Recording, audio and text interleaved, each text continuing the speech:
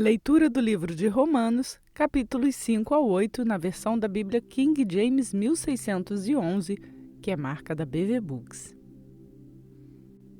Romanos, capítulo 5. Portanto, sendo justificados pela fé, temos paz com Deus por nosso Senhor Jesus Cristo, pelo qual também temos acesso pela fé a esta graça na qual estamos firmes, e nos regozijamos na esperança da glória de Deus. E não somente isto, mas também nos gloriamos nas tribulações, sabendo que a tribulação produz a paciência, e a paciência a experiência, e a experiência a esperança.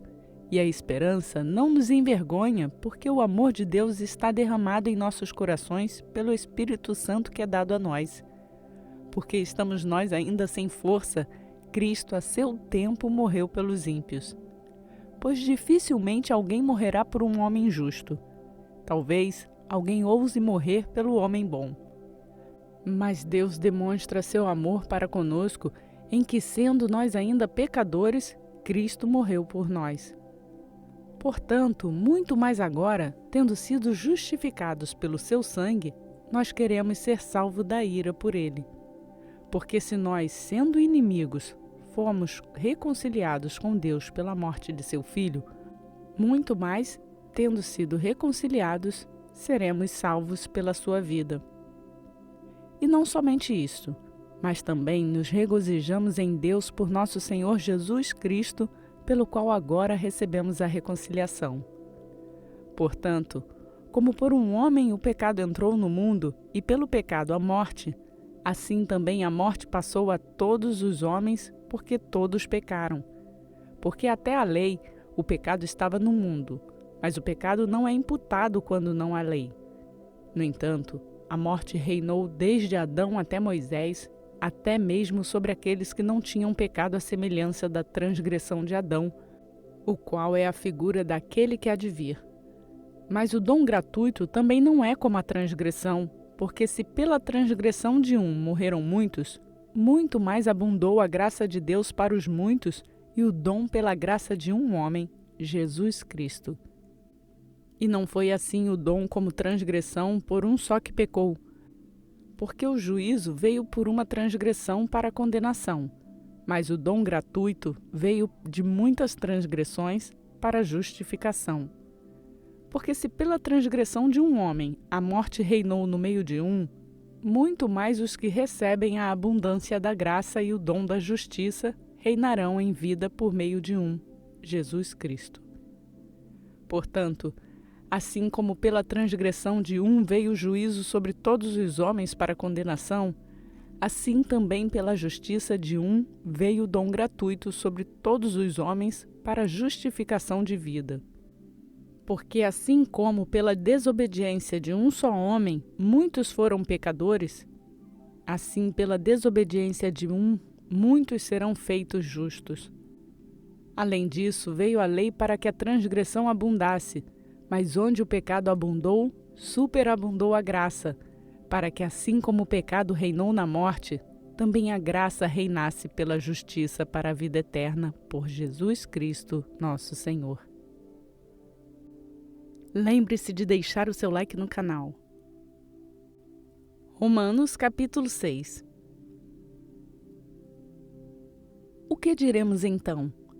Permaneceremos em pecado para que a graça possa abundar? De forma alguma. Como nós que estamos mortos para o pecado, viveremos ainda nele? Não sabeis que todos os que fomos batizados em Jesus Cristo, fomos batizados na sua morte? Portanto, fomos sepultados com ele para a morte pelo batismo, para que assim como Cristo foi ressuscitado dentre os mortos pela glória do Pai, assim também nós andemos em novidade de vida. Porque se formos plantados juntamente com ele na semelhança da sua morte, também o seremos na semelhança da sua ressurreição. Sabendo isto, que o nosso velho homem foi crucificado com ele, para que o corpo do pecado pudesse ser destruído, para que não sirvamos mais ao pecado. Porque aquele que morreu está liberto do pecado. Ora, se morremos com Cristo, cremos também que viveremos com ele, sabendo que, tendo sido Cristo ressuscitado dentre os mortos, já não morre. A morte não tem mais domínio sobre ele. Pois quanto ao morrer, ele morreu uma só vez para o pecado, mas quanto ao viver, vive para Deus. Assim também vós considerai-vos mortos de fato para o pecado, mas vivos para Deus em Jesus Cristo nosso Senhor. Não reine, portanto, o pecado em vosso corpo mortal, para lhe obedecerdes em seus desejos. Nem tampouco apresenteis os vossos membros como instrumentos de injustiça ao pecado, mas apresentai-vos a Deus como os que são vivos dentre os mortos, e os vossos membros como instrumentos de justiça a Deus. Porque o pecado não terá domínio sobre vós, pois não estáis debaixo da lei, mas debaixo da graça. Pois que? Pecaremos porque não estamos debaixo da lei, mas debaixo da graça? De forma alguma. Não sabeis vós que a quem vos apresentardes como servos para obedecer-lhe, servos sois daquele a quem obedeceis, seja do pecado para a morte ou da obediência para a justiça. Mas graças a Deus que fostes servos do pecado, mas obedecerdes de coração a forma de doutrina a qual fostes entregues. E tendo sido libertados do pecado, tornastes servos da justiça. Eu falo segundo a maneira dos homens por causa da fraqueza da vossa carne. Pois assim como apresentastes os vossos membros para servirem à imundícia e à iniquidade para a iniquidade, assim apresentai agora os vossos membros para servirem à justiça para a santificação. Porque quando éreis servos do pecado, estáveis livres da justiça. E que frutos tinhais então das coisas de que agora vos envergonhais? Porque o fim dessas coisas é a morte. Mas agora, tendo sido libertados do pecado e tendo-vos tornado servos de Deus, tendes o vosso fruto para a santificação e, por fim, a vida eterna. Porque o salário do pecado é a morte, mas o dom de Deus é a vida eterna por Jesus Cristo, nosso Senhor. Você já se inscreveu no canal? Romanos capítulo 7. Não sabeis vós, irmãos, pois eu falo aos que conhecem a lei, que a lei tem domínio sobre o homem enquanto ele vive? Porque a mulher que tem marido está ligada pela lei ao marido enquanto ele viver. Mas se o marido morrer, ela está livre da lei do marido. Então assim, enquanto seu marido viver, se ela se casar com outro homem, será chamada adúltera. Mas se seu marido morrer, ela está livre da lei, e assim não será adúltera, mesmo que ela venha se casar com outro homem. Portanto, meus irmãos, também vós tornastes mortos para a lei pelo corpo de Cristo, para que chegasseis a ser de outro, do que foi ressuscitado dentre os mortos, a fim de que dessemos fruto para Deus. Porque, enquanto estávamos na carne, as paixões dos pecados que eram pela lei operavam em nossos membros para trazerem fruto para a morte.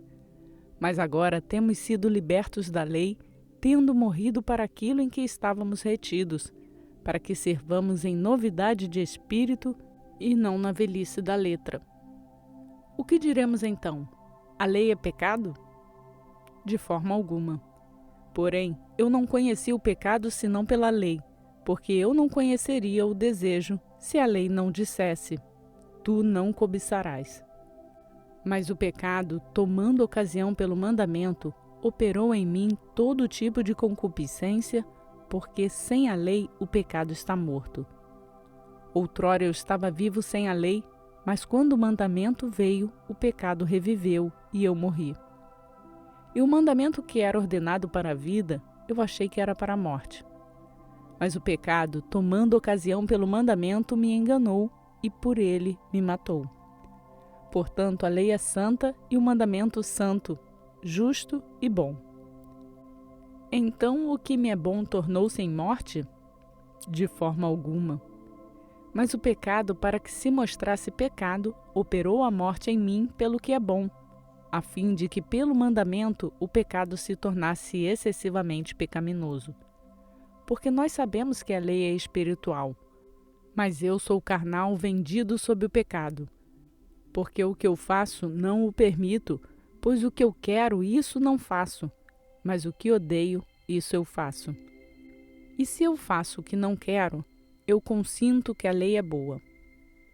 Então agora já não sou eu que faço isto, mas o pecado que habita em mim. Porque eu sei que em mim, isto é, na minha carne, não habitam coisas boas, pois o querer está presente em mim, mas o executar do bem eu não encontro. Porque o bem que eu quero fazer não faço, mas o mal que não quero fazer, esse eu faço. Ora, se eu faço o que não quero, já não sou eu quem o faz, mas o pecado que habita em mim. Eu acho então esta lei que, quando quero fazer o bem, o mal está presente comigo. Pois eu tenho prazer na lei de Deus, segundo o homem interior, mas eu vejo outra lei nos meus membros, guerreando contra a lei da minha mente e me trazendo cativo debaixo da lei do pecado que está nos meus membros. Ó miserável homem que eu sou, quem me livrará do corpo desta morte? Eu agradeço a Deus por meio de Jesus Cristo, nosso Senhor. Assim, pois, com a mente, eu mesmo sirvo a lei de Deus, mas com a carne, a lei do pecado. Compartilhe essa mensagem com outras pessoas. Romanos capítulo 8. Portanto, agora nenhuma condenação há para os que estão em Cristo Jesus, que não andam segundo a carne, mas segundo o Espírito. Porque a lei do Espírito de vida em Cristo Jesus me livrou da lei do pecado e da morte. Porquanto o que a lei não podia fazer, visto como estava fraca pela carne, Deus, enviando seu próprio Filho em semelhança da carne pecaminosa e pelo pecado, condenou o pecado na carne, para que a justiça da lei fosse cumprida em nós, que não andamos segundo a carne, mas segundo o Espírito. Porque os que são segundo a carne têm a mente nas coisas da carne, mas os que são segundo o Espírito, para as coisas do Espírito. Porque a mentalidade carnal é a morte, mas a mentalidade espiritual é vida e paz. Porquanto a mentalidade carnal é inimizade contra Deus, pois não é sujeita à lei de Deus, nem de fato pode ser. Então, os que estão na carne não podem agradar a Deus.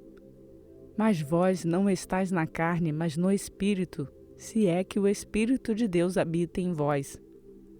Ora, se algum homem não tem o Espírito de Cristo, esse não é dele.